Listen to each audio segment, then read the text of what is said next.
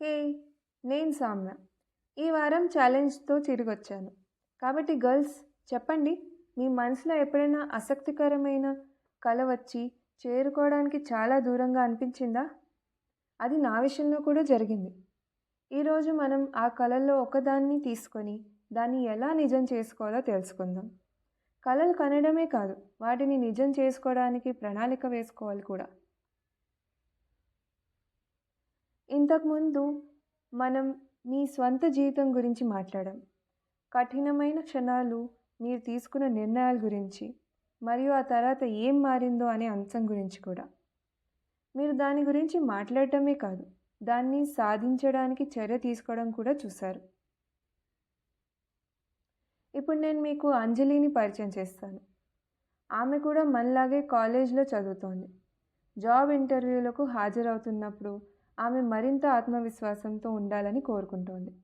కానీ ప్రస్తుతం క్లాసుల్లో మాట్లాడటం కూడా ఆమెను భయపడుతుంది. ఆమె ఎలాంటి చర్య తీసుకోందో చూద్దాం.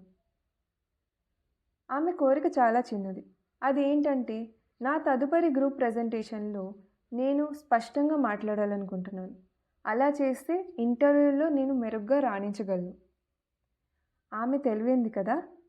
ఆమె తన ఆత్మవిశ్వాసాన్ని పెంచుకోవడానికి కళాశాల సమయాన్ని మరియు అసైన్మెంట్లను ఉపయోగిస్తోంది మరియు దాని నుండి పెద్ద విజయం సాధించాలని కోరుకుంటోంది. ఆమె ఈ చిన్న అడ్డంకిని అధిగమిస్తే తర్వాత తనకు ఎలా అనిపిస్తుందో ఊహించుకుంది.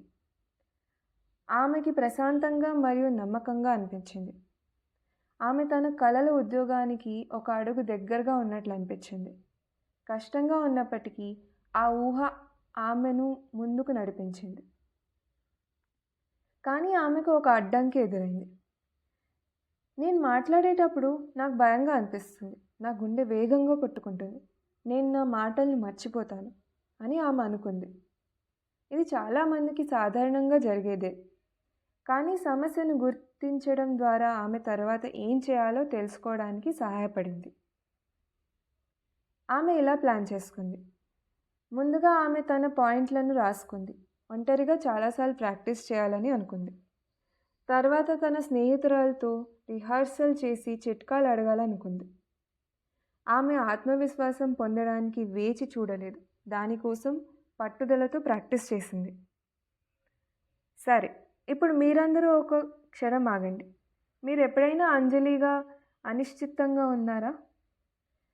ఆ బెరుకుతో కూడా ఆమె ముందుకు సాగడానికి ఏది సహాయపడింది? మీరు ఏ విషయంపై కలలు కనడం మంచిదే, కానీ మీరు ఒక కలను స్పష్టమైన లక్ష్యంగా మలుచుకున్నప్పుడు మీరు వాటిని నిజం చేయడంలో సగం దూరం చేరుకున్నారని అర్థం. ఈరోజు మనం నేర్చుకోబోయేది అదే.